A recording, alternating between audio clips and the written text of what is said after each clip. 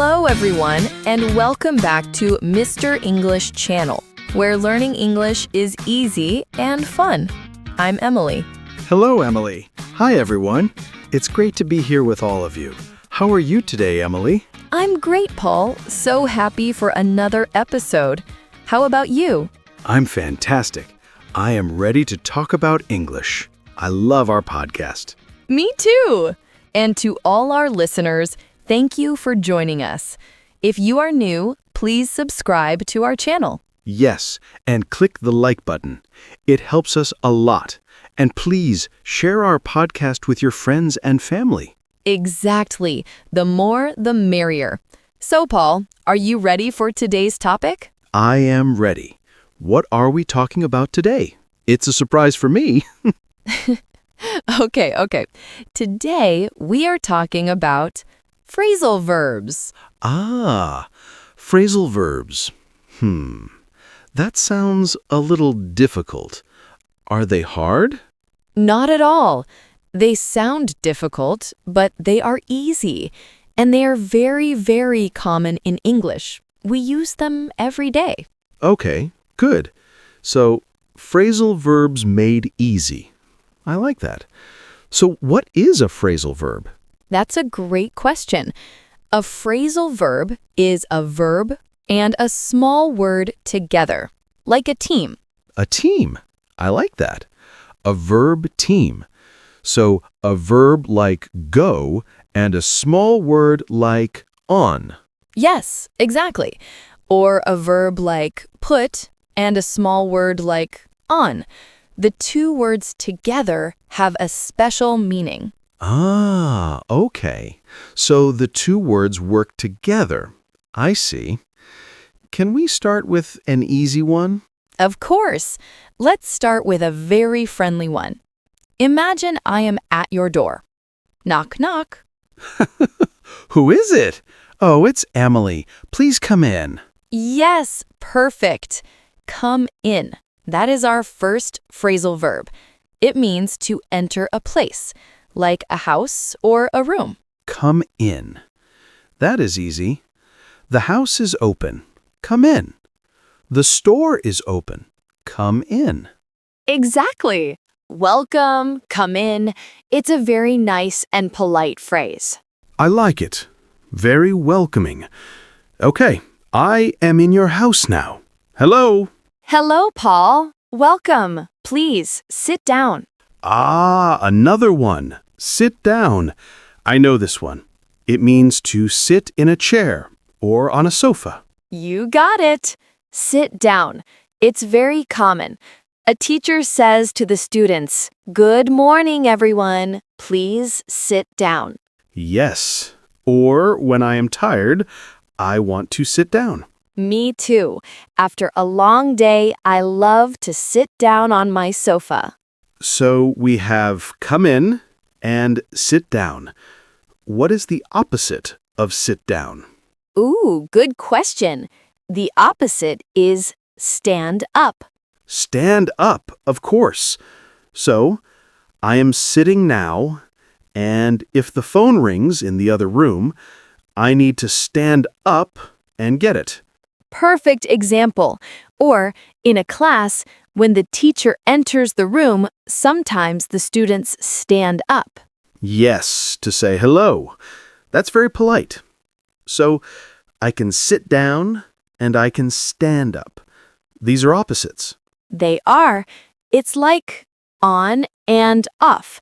Sit down, stand up. Easy to remember together. Okay, I like this. Phrasal verbs are not so scary. They're just little teams of words. That's the perfect way to think about it, Paul. A word team. So, Emily, I am in your house. I came in and I sat down. Now what? Well, look. Oh no, my keys are on the floor. Can you help me? Of course. I will pick up your keys for you. Here you are. Thank you, Paul. You used another phrasal verb, pick up. Oh, I did. Pick up. It means to take something from a low place with your hands. Yes, you pick up something from the floor or from a table. I need to pick up my bag before I leave the house. Ah, yes. Or I need to pick up my child from school. Is that the same? That's a great example. Yes, the meaning is a little different, but the idea is the same. You go and get your child. You pick up your child. Wow. So one phrasal verb can have more than one meaning? Sometimes, yes, but the meanings are often similar. You are collecting something or someone. You pick up the keys. You pick up your child. I see. That makes sense. Okay, so I picked up your keys. Now, what do I do with them? You can put down the keys on the table, please. Ah, the opposite of pick up, to put down. Yes, exactly. You pick up something and then you put down something. So I pick up my cup of coffee to drink. When I am finished, I put down my cup. Perfect. You are a natural at this, Paul. That's a perfect example. Thank you, Emily. You are a good teacher. So, pick up and put down. Another team of opposites. Yes, it's easier to learn them in pairs, I think. Sit down, stand up, pick up, put down. I agree. It helps my brain remember. Okay, what's next on our phrasal verb journey? Let's think of another situation. I have a new puppy. He is very small and cute. Oh, a puppy? I love puppies. They are a lot of work. They are. I need to look after my puppy. Look after? What does that mean? It means to take care of someone or something. I give my puppy food and water. I play with him. I look after him. Ah, like a mother and a baby. The mother needs to look after her baby. Yes, exactly. You can look after a person, an animal, or even a plant. I have a small plant on my desk. I need to look after it. So you give the plant water and sun, you look after it. You got it.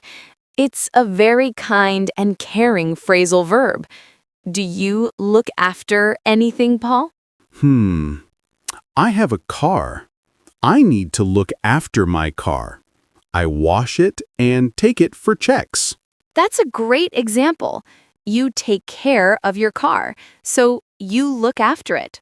That's fantastic. Great. So we have come in, sit down, stand up, pick up, put down, and look after. Wow, that's 6 already. See, it's not so hard. They are everywhere in English. I see that now. Okay, give me another one. I am feeling confident. Okay, Mr. Confident, let's talk about something that is sometimes difficult, learning a new skill. Ah, yes, like learning English. Sometimes I make mistakes. I feel sad and I want to stop. I understand that feeling, but it's very important that you do not give up. Give up? Does that mean to stop trying? Yes, exactly. To give up means to quit or to stop doing something because it is too hard. So the message is don't give up on learning English. Yes, never give up. It can be difficult, but you can do it. Keep going. I like that. It's very positive. I was playing a game yesterday, and it was very hard, but I did not give up, and I won. That's a wonderful story. You didn't give up and you succeeded. Good for you. Thank you. It was a good feeling.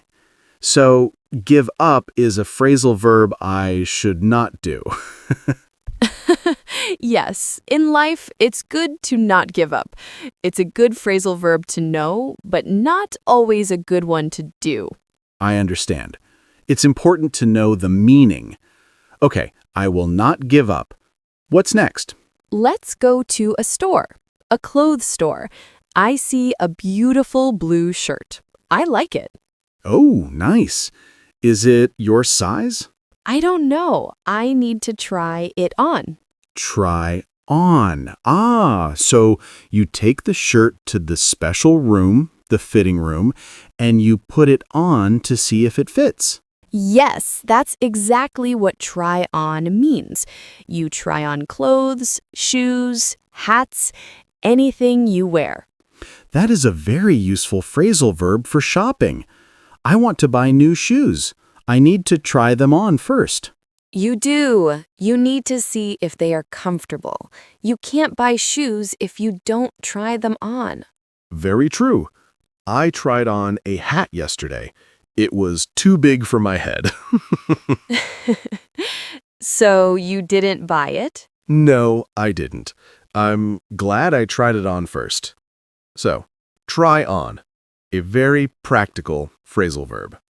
It is. We use it all the time when we talk about shopping. Okay, I feel like we have a good list now. Can we review them? Great idea. A little review is always good. You start. Okay, the first one was when you were at my door. I said, "Please come in." Perfect. Then I said, "Thank you, Paul. I am tired, so I will sit down." And the opposite of sit down is stand up. The class will stand up when the teacher arrives. Excellent. Then my keys were on the floor. You said you would pick them up. And after I pick them up, I can put them down on the table. Pick up and put down. You are doing so well. Then we talked about my new puppy. I need to look after my puppy. Yes, to look after someone is to take care of them. It's a very kind verb. It is. Then we talked about a difficult game. You didn't stop. You didn't give up. Never give up. That's my new motto. I love it. And finally, at the clothes store, if you like a shirt, you should try it on. Yes, try it on to see if it is the correct size. Wow, that's 8 phrasal verbs. And I understand all of them. See, I told you it was easy. The secret is to learn them in a situation, with an example. I agree 100%. Just learning a list of words is hard, but learning them in a story, like you at my door, is much easier. Yes, our brains remember stories and pictures. When you think of come in, you can see a door opening. Exactly. And when I think of pick up, I can see my hand moving to get the keys from the floor. This is the best way to learn vocabulary, not just phrasal verbs, but all new words. Connect them to an image or a feeling. That is a fantastic tip, Emily. For all our listeners, that is a super important tip. Connect new words to a picture in your head. It really works. And don't be afraid of phrasal verbs. They are your friends. They make your English sound much more natural.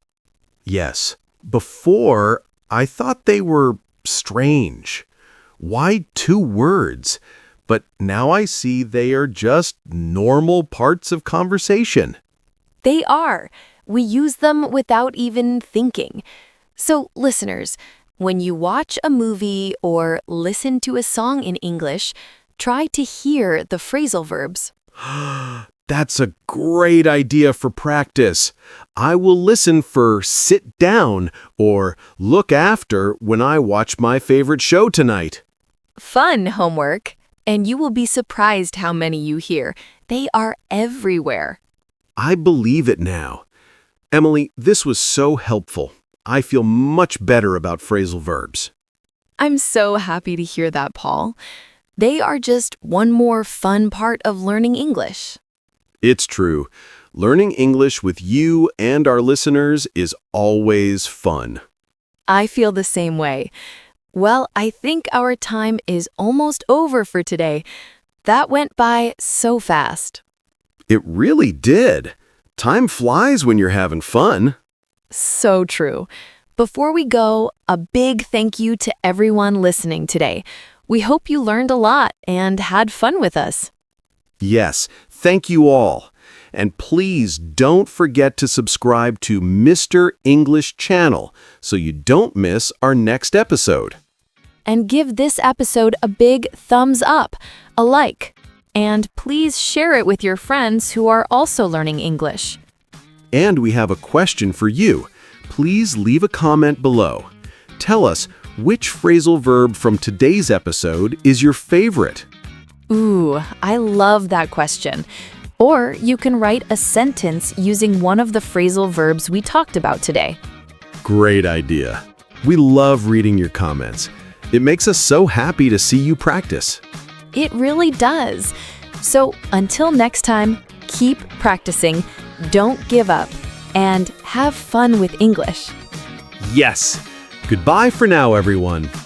Bye, everyone. Take care.